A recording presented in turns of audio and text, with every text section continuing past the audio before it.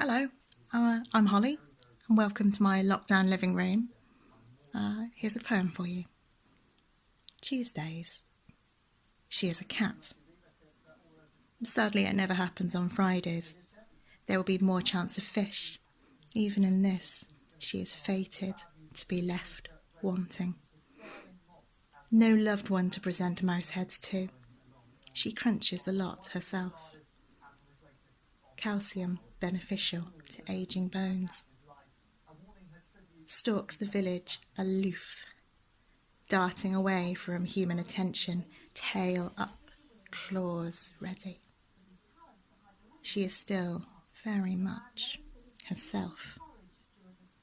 Late afternoon, stretched in a sunspot behind an abandoned bungalow, she licks her paws, draws them back soft over her skull to wash silken ears.